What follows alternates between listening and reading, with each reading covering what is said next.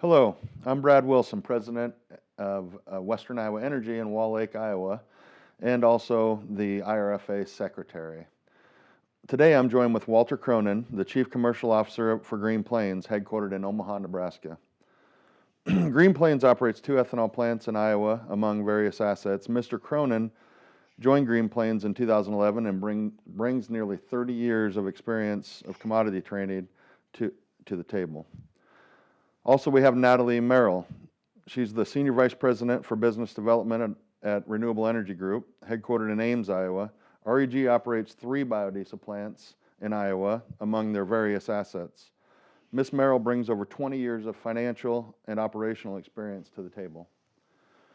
Kelly Nieuwenhuis is a farmer and president of Siouxland Energy Cooperative, a locally owned ethanol plant near Sioux Center, Iowa. Kelly also holds leadership positions with the Iowa Corn Promotion Board, Iowa's Renewable Fuels and Infrastructure Board, and the U.S. Grains Council. Neil Koehler is president of KBE after retiring recently as the co-founder and CEO of Pacific Ethanol. Mr. Koehler is active in renewable fuels market development in California and throughout the U.S., and he may be our only panelist who has converted gummy pears into ethanol on an industrial scale. It's a pleasure to be able to moderate such an accomplished panel. Now, before we dig in here to the questions, I'd like to just remind the audience that if you have questions you would like to ask the panel, just please go down to the bottom there. There's a chat button you can click on and submit questions. So that would be appreciated. And if we can get to them, if we have time, we definitely will. All right, let's dig in. Question number 1. Even in challenging economic times, companies are always working to position themselves for future success, and biofuels is no different. We read a lot about low carbon future, but we also hear about exciting new higher value markets. We'll get into more specifics, but quickly share with our viewers what you think is the biggest driver of biofuels investments today. Low carbon, new markets, both, or something else. Walter, could you lead us off, please? I can. Unfortunately, I just have to correct you. It's the start of my 33rd year as a grain trader. So All right. Not almost 30 years, 33. I'm getting old. It's a very dynamic time in our industry, probably the most exciting time in the history of corn ethanol. So the future is coming to us very rapidly. At Green Plains, we talk about Green Plains 1.0 and Green Plains 2.0. And in that Green Plains 1.0, the legacy business, the most exciting development today is in distillers corn oil for renewable fuels. It's an extremely dynamic market. I know we're going to get into this in detail, and I know you want me to be quick. The second thing is carbon capture and sequestration. That's all part of the legacy. That's all part of the legacy business. In Green Plains 2.0, we're talking about fractionating the DDGS and capturing the high value proteins. And that's an exciting development. And we'll talk about that. And then finally, the sugars that are coming from what we now call a biorefinery instead of an ethanol plant. Those are going to get repurposed in lots of interesting things like synthetic biology, alternative proteins. So very dynamic, extremely dynamic period in the history of ethanol, beginning right now. Great. Thanks, Walter. Natalie, can we move on to you? Yeah, we're seeing growing commitments to decarbonization. So with the new administration, we're seeing a lot of folks talking about taking the steps now. And one of the things that we believe biodiesel and renewable diesel bring to the table, it's a solution that's available today. Unlike EVs that might be further out in the future, we certainly see that as a solution that's available today. So. Great. Appreciate that. Kelly, if you could comment. Yeah, I think that's all of the above. I think the carbon sequestration, carbon credits down to the farmer level, plants improving their CI scores are going to be part of the future, but also new products. I'll put a plug in for clear flame engines. I think that down the road, the potential is pretty big there for diesel-styled engines that run on E100 and renewable diesel and biodiesel. We're all part of the plan. So there's a bright future for this whole biofuels industry. Great. Thanks, Kelly. Neil, if you'd like to wrap this up on the biggest driver of biofuels investments.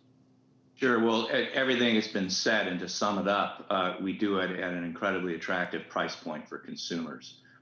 Very affordable fuel, biofuels, and it's critically important that we give consumers more choice, because that will then drive new growth when consumers can pull up to the pump and choose whether they want that petroleum product, or they want a blend of ethanol or biodiesel, renewable diesel, and higher blends of it, and have that choice. And when given the choice, we will see the choice to the higher blends. And I think it's also important to note that, biofuels, there's some talk about it being a segue fuel, transition fuel. Well, really, it's a fuel now delivering immediate benefits in terms of carbon, in terms of cost, in terms of reducing pollution. It's mid-range in terms of getting the higher blends, and ultimately, it's a total replacement fuel, whether it be E85 to E100, or tapping into, in the case of ethanol, those 4 hydrogen atoms to dry fuel cells. So, we really are here now, which is a huge benefit to the environment, to the consumer, and there's a future that will require additional investment all the way through to the foreseeable energy future. Great, thanks, Neil. Okay, Natalie, REG installed a wind turbine at its Albert Lea, Minnesota plant. Why there, and was it a low carbon effort? Also, do you think there will be more projects like that by REG at other biofuels locations? Yeah, absolutely. So we looked at installing this in several locations, and Albert Lea ultimately got the first nod. The local community was very supportive, and we were pulling power off the grid, and so we will now be pulling that from that turbine. Of course, there's benefits to that in California for us today. You can recognize that as a benefit in your fuel as you sell it, but we'll continue as part of our commitment to decarbonization to make investments like that and to look to ways to lower our carbon across our fleet. So. Right. So even if the physical asset isn't setting in California, you can still use that in your LCFS registration or carbon intensity score? As I understand it, as long as you're getting the energy directly, so I don't think it's a case where you can buy RECs or anything like that, but as long as it's directly being used by the plant, that can be used to help reduce your carbon intensity in that fuel that you're delivering into California. Great. Do you see any other biofuels producers moving in this direction? I don't know. I mean, I'm sure that they've thought of it, and it really was a pretty painless process for it. So I hope that others are considering it. It was a quick transition over to the wind energy. Great. Thanks a lot, Natalie. Okay, Kelly, I believe your plant can ship west to California. Does the low carbon fuel standard market there create challenges to compete, or does it provide an attractive market opportunity? Also, has it impacted Siouxland's investment decisions? Hey, thanks, Brad. Yeah, it definitely is part of our industry in Western Iowa, and being part of the Western Corn Belt, logistics work really well for our facility to be involved in the low carbon fuel standard out in California. One of the biggest advantages we had to start with was being in the middle of the cattle industry in Northwest Iowa and never having a dryer at our facility for DDGs. So our CI scores were low to start with. But California, they're not sitting still as far as their carbon footprint. They want to continue to improve it. So going forward, we're going to need to continue to invest in lowering our CI score, and Siouxland Energy is definitely doing that at this time. We've got one project that should be finished in February, and then hopefully the other project we've been working on will be done by the end of 2021. So we are focusing on lowering our CI score at Siouxland Energy. Great. Thanks, Kelly. Neil, you live in California. What is your firsthand view of the LCFS and biofuels, and do you see it becoming more difficult biofuels over time? Well, it's the LCFS in California, the world's first low carbon fuel standard. There was some trepidation on the part of the biofuels community when that program first came in, but I think we can look back on the years since it became law in 2011 and say that it's been a resounding success for biofuels and has resulted, due to having that long-term price signal to allow investments that Natalie and Kelly are talking about, and we've made out in California, and others are continuing to do it. And all of the advantages, whether it be the lower carbon, the price point, the fact that the infrastructure was already there to incorporate biofuels. It's not a surprise that 85% of all of the credit generated in the program has come from biofuels, whether it be renewable diesel, biodiesel, ethanol, or renewable natural gas. And while electricity is growing in its contribution, that's good because as mentioned, California is not sitting still and the compliance curve is quite steep. And so we need to continue to bring on all fuels, including electricity, to meet those goals. And as it relates to biofuels, particularly ethanol, we have to liberate the gas tank. We've got to get to the higher blends. The ethanol industry has done its part by reducing the carbon intensity by 40% since the program began. A new Harvard study showing that ethanol is about 50% cleaner than gasoline, and with carbon capture and sequestration, some of the work upstream in agriculture, we truly can get to carbon zero. So it's a great story to be told, but if we're limited to 10% ethanol blends in California, that's going to be a problem. So that's the next challenge: is how do we continue to do our part as we have all along, and how do states like California do their part to liberate not only E15 but E30 and E85.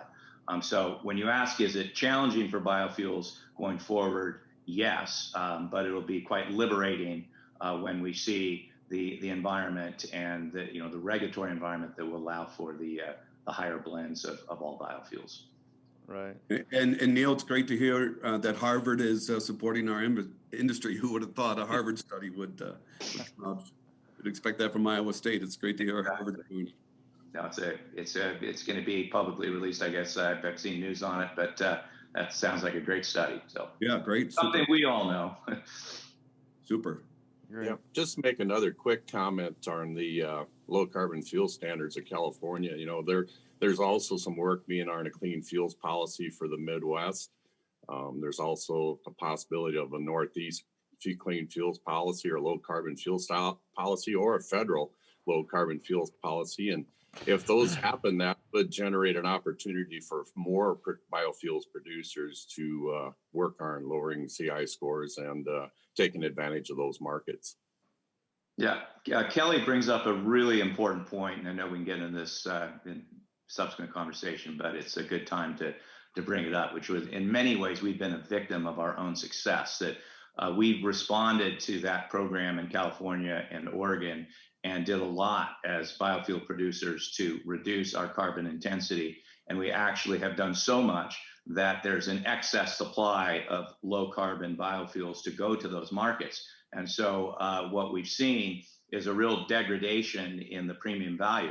California did its part. The carbon trades for $200 a ton, but to monetize that carbon, what you're seeing, particularly where I'm more familiar on the ethanol side, is huge discounts to be able to monetize that. So you take an OPIS benchmark and you sell a unit train for minus 25 cents so that you can monetize 22 or 23 cents of carbon. And so it's a fundamentally a problem because there's no longer really that price incentive to make incremental investments. That will only change with new markets. So definitely need to see the development. State of Washington, hopefully we'll get a low carbon fuel market there this year. Then we'll have from British Columbia to the Mexican border. That will be big. What Kelly talks about in terms of Midwest and other states. Canada. Yeah, hopefully Canada too. So and then ultimately a national market. We need more markets for this wonderful low carbon fuel that we're all. Neil, you're so right. And not only national markets, but international markets, right? We produce we should have an instrument where that carbon reduction could be traded in lots of places. And you're so right in saying California's had the monopoly on it. You only have one destination. You only have really one scheme to work in, and we need evolution, and that evolution is going to be competition for our carbon reduction. And right now, you're right. We as an industry don't achieve the full benefit, but as the broadening of these schemes occurs, then California is going to have to compete for this carbon reduction. It's a great point. Great. Appreciated everyone for your comments. So now I'd just like to remind the audience, if you use the chat feature down at the bottom, you can ask questions, and we will try to get to them. And I think right now we'll get to the first one. You know, I am the president of Western Iowa Energy, and we own a facility in Watsonville, California. And it seems like we've applied for some grant incentives in the past that have gotten superseded by renewable natural gas. And that's what this next question is dealing with, is what are your views on renewable natural gas sourced from, say, stillage, and what role would renewable natural gas play in the renewable fuels future? If anyone has a comment on that, I guess that's not for any particular one. Well, I'll jump in on that, and because I have a view on some from a regulatory standpoint too. There's really kind of a double standard. You can produce renewable natural gas in North Carolina at a dairy and put it virtually into the pipe and take it out in California and gain credit. Whereas we can't do that as an ethanol producer. Take biogas from a dairy, even if it were in California, and put it into the virtual pipeline and take it out to displace all of our natural gas. So I do know that as California is considering changes to its program, and as we're considering other programs around the country, that should be corrected.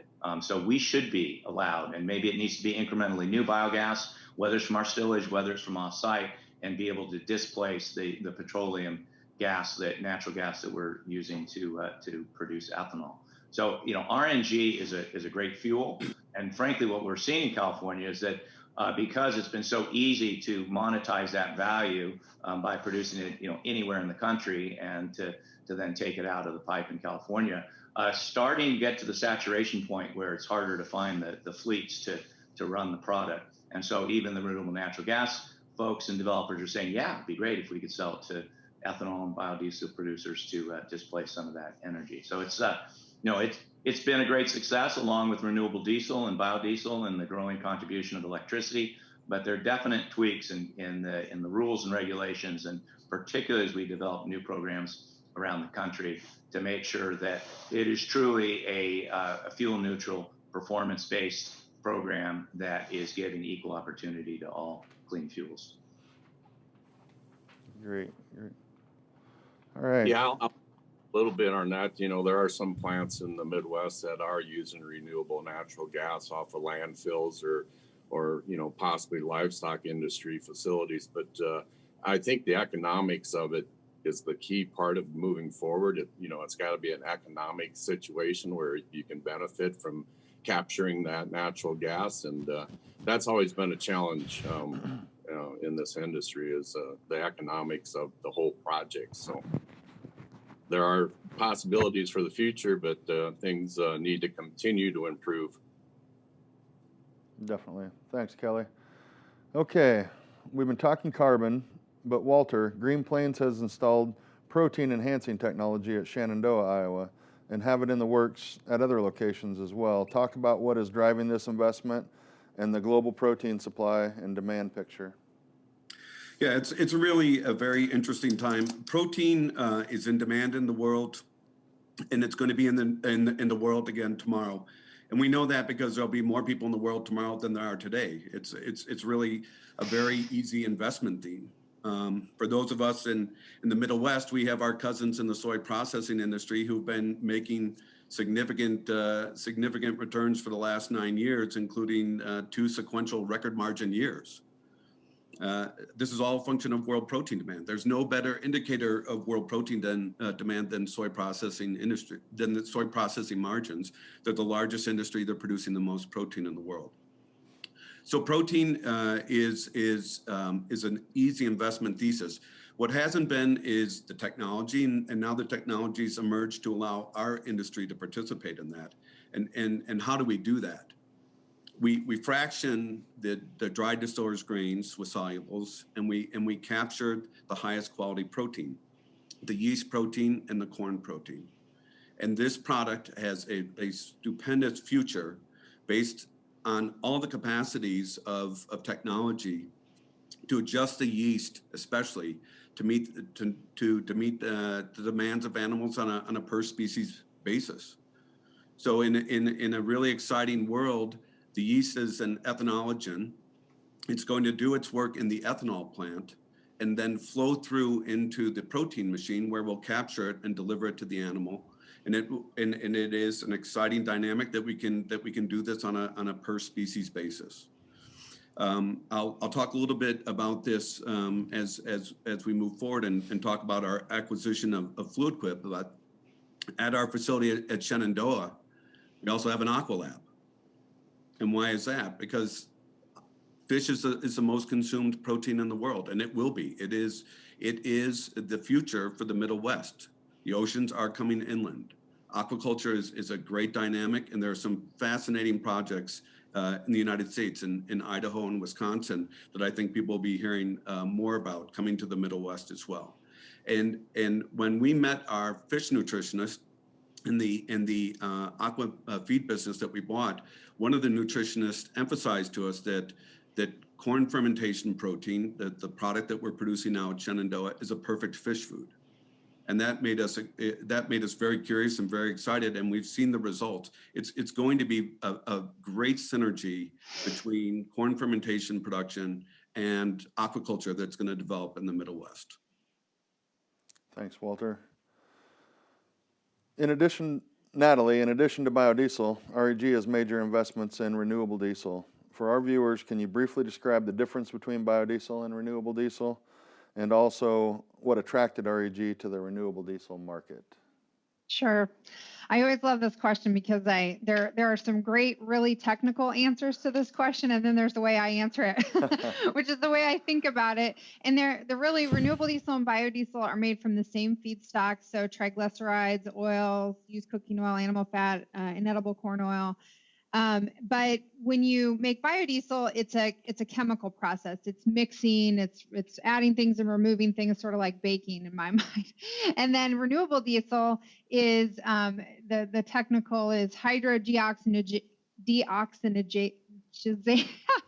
I can't even say it.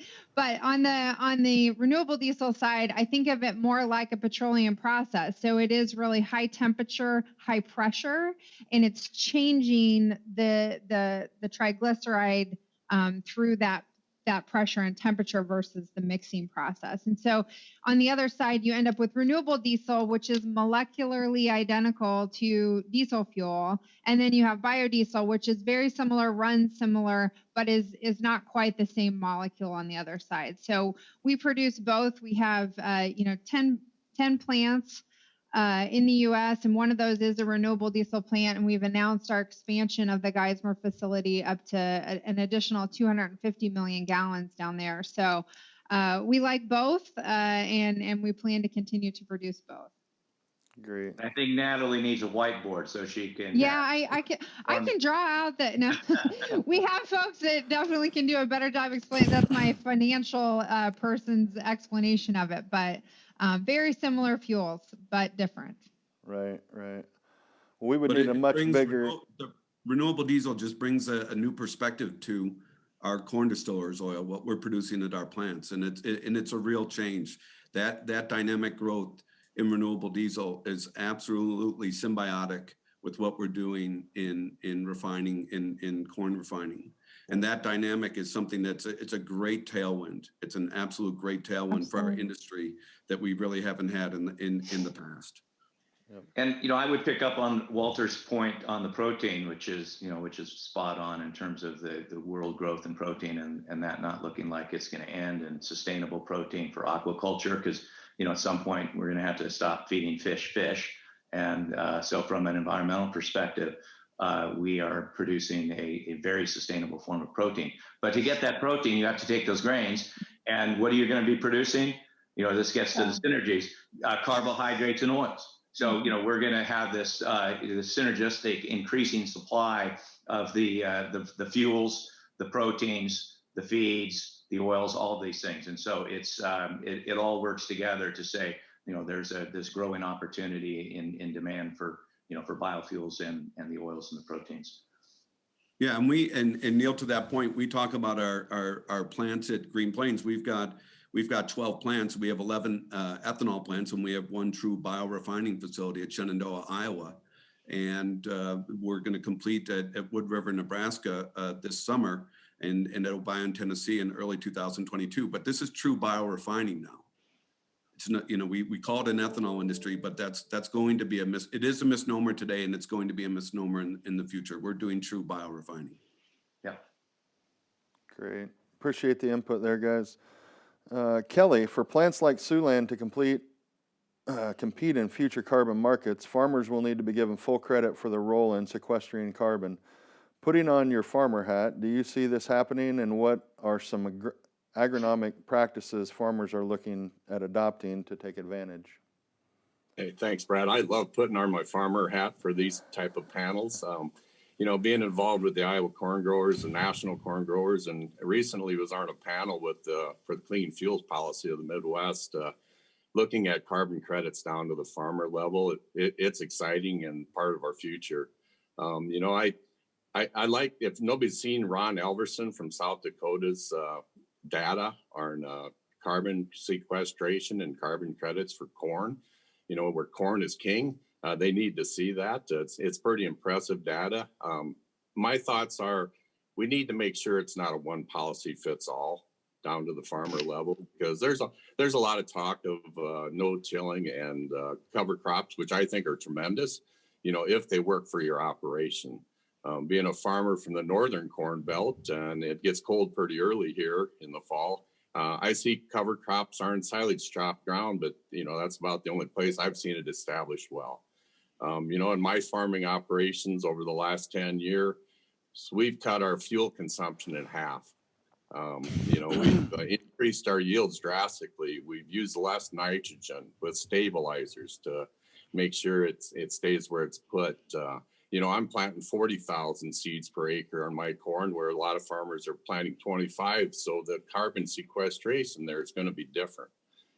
I've got soil organic matters of 6.5, and a lot of places have 1 to 2. So we're sequestering a lot more carbon in our soils with higher organic matter. So, I guess our key policy moving forward is to be involved in the discussion, be at the table in this situation, but make sure it doesn't become a one policy fits all, because as every farmer knows, they know their land better than anybody else does. I know what works on my ground and I know what doesn't, but everybody's got to have that opportunity. And so we'll be working for that in the future. And but it definitely will be part of our future carbon credits down to the farmer level. Great. Thanks, Kelly. Some view low carbon fuel standard like California's as boosting biofuel demand. Others think the reduction targets will soon squeeze traditional biofuels out in favor of electric vehicles or EVs.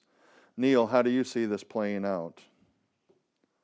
Well, I see it playing out as we've really been discussing, with all the new opportunities to lower the carbon intensity of biofuels, to give consumers choice, to have a regulatory framework that is encouraging higher blends, which will naturally sell themselves through their benefits, both price and environmental, that biofuels will see an increasing role. So you can look at California and just do back of the envelope numbers and say that if California is, honestly wildly successful at 5 million electric vehicles by 2030, which is the current interim target, and if you saw a fuel efficiency of 10-15%, and we had E15, which I'm quite confident we will, because of the remarkable way you can generate credit, which is greatly needed in the California program. By 2030, we'd be consuming more ethanol than we do today. So that's just one little calculation. And as you move forward, and you see ethanol as a source of electricity, you see plug-in hybrids as part of the mix. It's one thing that a lot of people don't appreciate is that under California's zero emission vehicle program, their ZEV mandate supposedly is that plug-in hybrids qualify for credit. And if we can get those plug-in hybrids to be running on E85, then we're really going to see a spike in demand for biofuels in California. So it's we're not afraid of electricity. In fact, the coalition that we've been able to put together with the electric folks, all clean fuel providers, environmentalists, farmers, automakers, that's a winning political coalition. And this gets to discussion of what we can accomplish at the national level. But it's really a win-win-win where all fuels are going to benefit, with the exception of petroleum, which is the goal here, is to back out as much petroleum as possible. And it's going to take all of us. It's going to take a lot of volume of every imaginable alternative to petroleum that we can muster. Thanks, Neil. You also answered my follow-up question there, so that's great. I appreciate that. We've talked biodiesel and renewable diesel. Natalie, are there other products or markets that REG is monitoring and seeing to invest in? Renewable jet fuel, marine applications, locomotive, co-products, etc.? Yeah, I mean, I think it goes right along with what Neil said. We have to be looking at how we attack this from all angles. And one of the things we monitor are these other fuel markets. Today, we're selling from our German facilities biodiesel bottoms into the marine market. So renewable fuel entering there. And of course, sustainable aviation is something that everyone's talking about.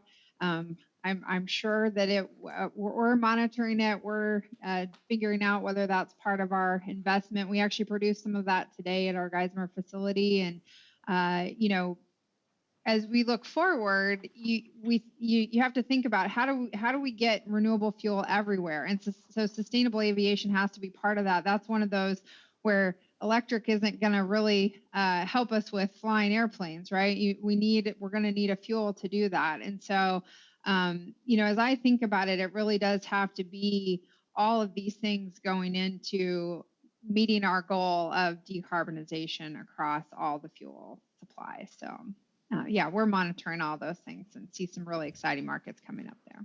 Great. Thanks, Natalie. Green Plains recently announced an exciting acquisition. I read it was driven by higher protein opportunities. The company has also invested in pharma-grade ethanol production. Walter, talk more about that. I think you've mentioned it before, but just if you could go into detail a little bit there on those factors involved and how it fits into Green Plains' vision for the company going forward. Also, is fuel-grade ethanol still a part of that vision? Oh boy, you leave the bomb at the end of the question, right? What are we going to do with all this fuel grade in the meantime? So I'm going to ignore that one for now, and talk about this dynamic in our acquisition of Fluid Quip Technologies. It really started at Green Plains. We looked around of our facilities. We looked at the future, and we looked at what's possible.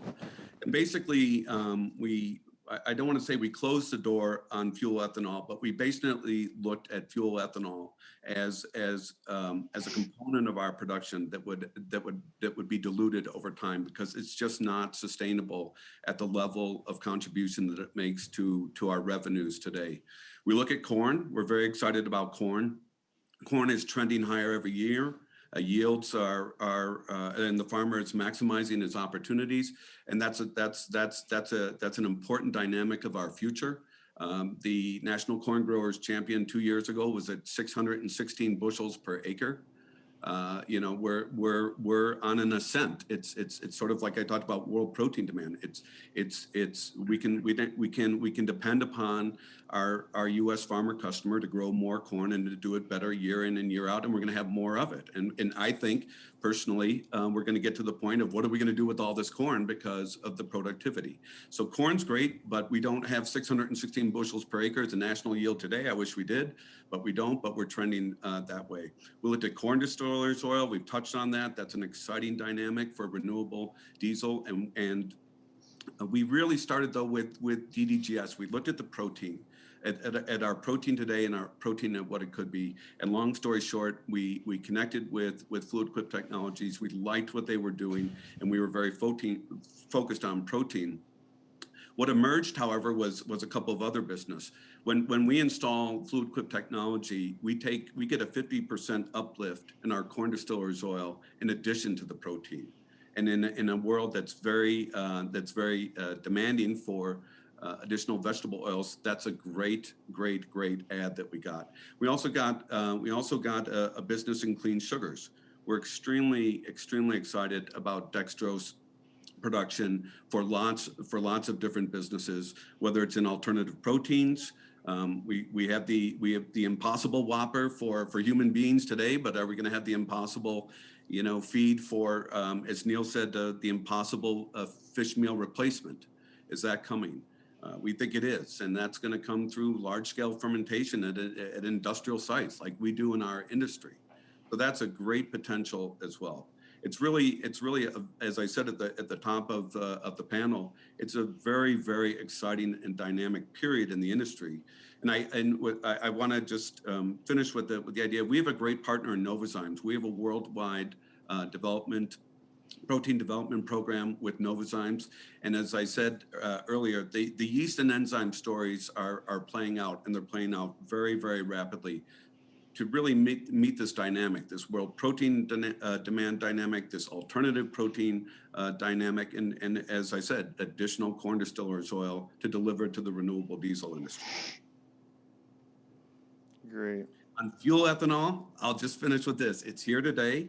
It's an important component of our industry. It's going to remain an important component of the industry, but it is going to get diluted as we're able to produce products that really the world is pulling through our industry as a whole. That's great, Walter. Really appreciate that. This next question I'm gonna ask for all of you to weigh in, and I'll kind of go through that order at the end. But making major investments and securing financing is never easy, even in good times. The economic fallout from COVID-19 has had major negative impacts on both biofuel and traditional fuel markets. A question to all of you: how has COVID-19 changed your investment plans and ability to secure financing going forward? Kelly, can we start with you? Well, thanks, Brian. This is a tough one because it's definitely put a big hardship on the ethanol industry, the COVID-19. But we dealt with a year or two or three before that with small refinery exemptions and the damage they did to our industry as far as financial situations are concerned. So it's definitely put a hardship on us. I'm sitting as president of a plant that idled twice in the last year, and they'd never done that in 20 years of production. We went through $8 corn back in 2012 and lost money, but we didn't have to idle our plant. So, we need to continue to work through this. I think a lot of for rural America, the banking industry really took a hit on this COVID situation too, with the ag commodity prices being for 5 years at margins of break even or losses. The one thing that's really helping right now is commodity prices have improved. So the rural community and the ag community has come back strong, and it's going to trickle down and help the biofuels industry drastically as far as our facility is concerned. And looking forward, I'm an eternal optimist. My glass is always half full, so I'm pretty confident in the future of the biofuels industry, both renewable diesel, biodiesel, and the ethanol industry. So we'll keep working hard to keep this industry moving forward. Great. Thanks, Kelly. Neil, can we move on to you next? Sure. Well, at Pacific Ethanol, we were in a position to be able to supply large volumes of high-quality alcohol. We were, one of a handful of companies that were already well entrenched in that market. Others are now coming in there, but we were there at a time when there was a need for that, and there was immediate and subsequent investments to add 30, 40, 50 million gallons of that capacity that's now online and improve the quality to the highest grade standards out there. And that all became pretty much internally financed because of the margins that were in that business. COVID, as Kelly mentioned, has been a very difficult time for this industry, and I give this industry a lot of credit for stepping up and providing that essential products and the workers that have made that possible, whether it be the fuel feed, the high quality alcohol. So not been a great time in that regard. But as we look forward and all the things we've been talking about on this panel, and the demand for lower carbon, the demand for proteins, the demand for the oils, and the general environment around climate policy with the new administration, there seems to be quite an excitement around investments and a need for significant investment. So the credit markets, the banks are still looking at it, and are maybe a little slower moving, but as a public company, Pacific Ethanol was able to go out and raise $75 million recently. Gevo just finalized a $350 million equity raise. You look at all the clean tech companies; they're really doing quite well right now, and there's a tremendous investment appetite to see growth in our industry, and for good reasons, for everything we've talked about, all the needs that we have, both economically and environmentally. Great, thanks, Neil. Natalie, how did COVID-19, how's that impacted REG? We've been really fortunate, and I agree with portions of what Neil and Kelly both said. We were lucky in that our demand was not dramatically impacted, and I think some of that was this newfound demand for renewable fuels that we saw come out of this. So I think the focus on the environment. But as Kelly said too, there have been some pretty strong headwinds here for a couple of years. The lack of the BTC for us in 18 and 19, so 20 that was in place, and that was a tremendous benefit for us. So I think we were able to feel not feel the impact of COVID-19 as much as others. And then again, I think Neil described it. There's a tailwind here with people being now focused on clean products and really knowing that that's going to be a focus going forward. So we were very fortunate, and I'm very thankful for that. Thanks, Natalie. Walter? Yeah, I'm gonna echo what Natalie said. We're also very fortunate at Green Plains because of this focus on clean products. I think it's in the public domain, but our purchase of Fluid Quip Technologies was done in association with Osprey. The interest, I think, in the role of agriculture in finding solutions around plentiful energy, plentiful protein, and carbon sequestration is growing, and it is. I get what Kelly's saying, and I get the challenges for sure. But for us in the public company space, investors are coming to us. They're very interested in what we're doing. They're very, very interested in the evolution. These evolutions to clean proteins, clean sugars, and the role of agriculture in sequestering carbon. These are new dynamics. It's not about ethanol. The conversation is completely different. And I think it is, we have sustainable fuels. I really do believe there's a great awakening going on, and this is not just in the US with policy, but internationally about the critical role that agriculture is going to play in delivering food for the world, protein for the world, clean technologies, carbon sequestration, et cetera. Our role is expanding, it's not diminishing. Electric vehicles are certainly in the future, but they can't solve world hunger with an electric vehicle. We can do both. We can provide fuel, and we can provide food for the world and feed for animals, and we can do dynamic things like as I mentioned earlier, we've got large-scale fermentation with industrial sites, with railroads connecting them, et cetera, to deliver this. It's really a very, very exciting and dynamic time, and I think the investor community is really waking up to it very rapidly. Some of these deals that we're talking about, and are reflective of that new awakening. Great, really appreciate that, Walter. So, Natalie, REG has international production and marketing footprint. How does that impact your thinking, and do you see similar trends abroad, or is the U.S. market somehow unique? No, I agree. I think Walter was leading into this very well. I agree with him. It's a global market. We see the same thing being, happening in Europe as we see happening in the U.S. as far as low carbon. When we look out 10 years, Europe and the U.S. are both going to be huge sources of demand for renewable fuels. They also have, they're thinking about carbon sequestration and all of the same things that, Kelly and Walter have talked about. So it really is a global market. We've got a presence in Europe. We have a trading operation in Amsterdam, and we have our 2 German facilities. And we're global feedstock buyers today, and I absolutely expect that to continue. And we would plan to increase, our presence in Europe. It's just a global fuel market. So I really think that all of us are going to have to think about the global impacts of what we're doing. And there'll be global markets for the fuel. So Great. Thanks, Natalie.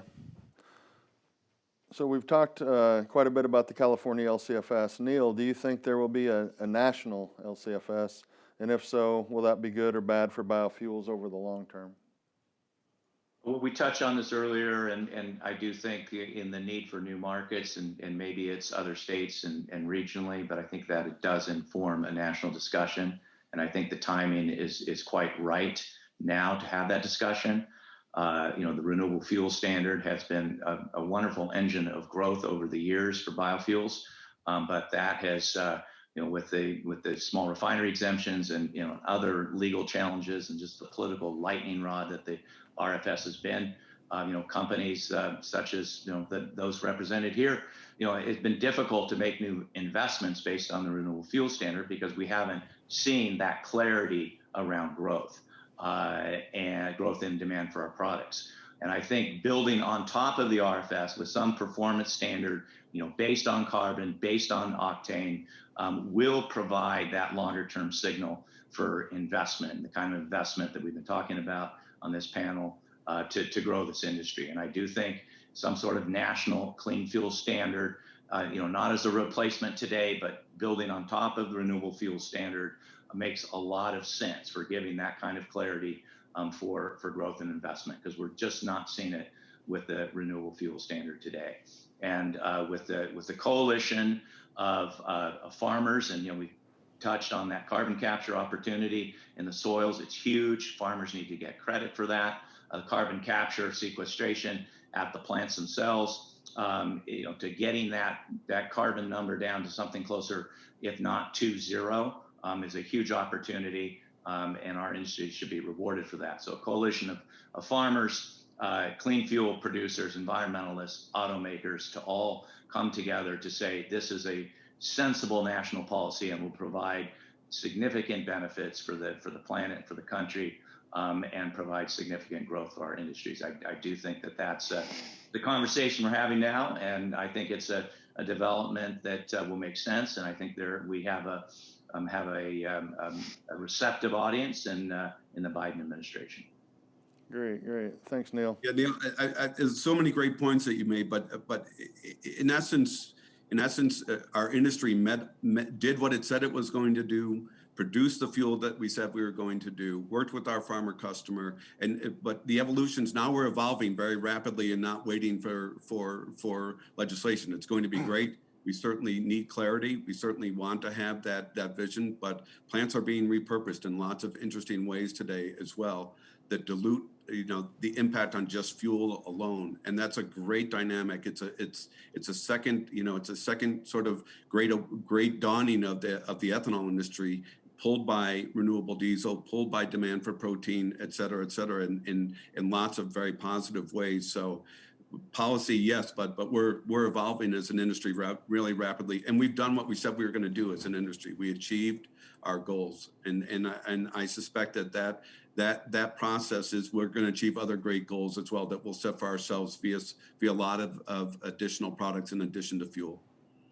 That's Walter makes a great point. I think the diversification, and he's mentioned how we're not ethanol plants, biodiesel plants. These are biorefineries. They have the ability to move between products depending on supply and demand, and that's where we don't need mandates, and we don't need to be afraid of clean fuel standards that really are then providing a framework to allow the flexibility for all fuels to compete in an open market and get consumers into the game. So I totally agree that moving away from a renewable fuel standard with prescriptive mandates to something that's performance based and let us all compete in the open market. And we have a tremendous story to tell and a product to deliver as the biofuels industry. Yep, absolutely. Great. Thanks for the discussion there, guys. So, Kelly, what are some of the major hurdles facing biofuel producers in making future investments? And are some unique to one plant, producers like Siouxland? Well, I guess, in my experience with the ethanol industry and being president of the board of the first farmer-owned cooperative ethanol plant in Iowa, it's been a challenge since day one. There's always been hurdles, but, we're still in existence and we're still positive and looking towards the future. I guess like Natalie and Walter had talked about earlier, as far as the COVID-19, they're publicly traded organizations, which helped them get through that. As a farmer-owned cooperative ethanol plant, we're not. So we have to, it's been a feast or famine type of situation over the years for our industry, as being an individual plant and not being as diversified as some others in the industry. But, I think we need to find a niche market in our situation, and that's why we're focusing on CI scores and continuing to lower ours. I think there's a great future there. Not only in the U.S. If we have a clean fuels policy of the Midwest, or a Northeast clean fuels policy, or a federal clean fuels policy, along with the low carbon fuel standards, the opportunity for export markets are there. We have Canada come on board with a national low carbon fuel standard looking forward. There's countries like Colombia that focus on low carbon fuels and reward those in the industry that are have a low CI score number. So, we'll continue to do that. We're a big part of the ethanol or biofuels industry, and we want to remain there. So we're going to find our niche, as most other plants will that are individuals, and keep moving forward. Great. Thanks, Kelly. Well, I'd like to get to a couple of the viewers' questions, if we could, in chat here. So, Natalie, how do you see the renewable diesel? You talked about the difference between renewable diesel and biodiesel. Now, could you talk a little bit about, what are your thoughts on, is renewable diesel going to negatively impact biodiesel, or do you see that they could possibly work together in the future? Yeah, we've seen a lot of announcements about new renewable diesel facilities and refinery conversions, and I think that will create opportunity and also probably some tough times as new entrants find their way into the market. But we really do see them complementary. We today have a blended fuel called REG Ultra Clean. That's a blend of renewable diesel and biodiesel, and we actually think it produces the most benefit to, from a carbon perspective and from things you don't want in the atmosphere. It's got that nice, perfect blend. So we actually think there's a lot of opportunity there. I mean, and as most folks know, renewable diesel is finding its way into California today, but it's not making its way into the Midwest because we don't have that standard, that low carbon standard here. And so it'll be interesting to see how that shapes up with all the different markets that are demanding it and the markets that aren't. So we think there's a place for biodiesel 100%, and we're expecting that these refinery conversions and all the new renewable diesel markets will, as Walter said, there's going to create some opportunities on the corn oil side and some challenges as you have new entrants in your market. So Great. We got time for one more quick question. Not sure who wants to answer it, but let me read it here. We'll see who jumps at it. How do you mitigate price risk in distiller grains, considering it trades mostly on flat price? Walter, you're the commodity man.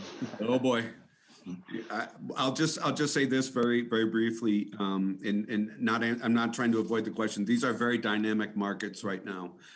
Chinese demand for U.S. soybeans has been an incredible driver. Today we're learning more about their demand for corn. I think we're entering into a different time period than we've been in the last 4 to 5 years. World demand is starting to unfold at levels that is, I think, surprising people. And I would say that the process is probably something that's here for the next 3 to 5 years. I think we're going to be in a very dynamic agricultural market for the next 3 to 5. And Brad, I'm just going to steal one quick second and say I really appreciate this panel. I think it's been great, and I welcome anybody in the Iowa Renewable Fuels organization. Come to Shenandoah. We're glad to arrange tours. We'll show you what we think is the future. We'll show you our ability to produce protein, and we'll show you our aqua lab. And I think it's a coming dynamic, and you could start by looking at it at Shenandoah. So anyone's welcome. Right. Just not all at once, not everybody. Well, thanks, Walter. I may take you up on that, although I think I'd rather go see Neil in California, but hey, it would be very interesting. Well, here too. very Brad. interesting in what you got going on there in Shenandoah, and I appreciate that. Yeah, Walter, definitely, this has been an outstanding lineup of panelists. I'd like to thank each of you, Neil, Koehler, Natalie, Merrill, Walter, Cronin, and Kelly Nieuwenhuis. It's great. Appreciate all of your time and your expertise today.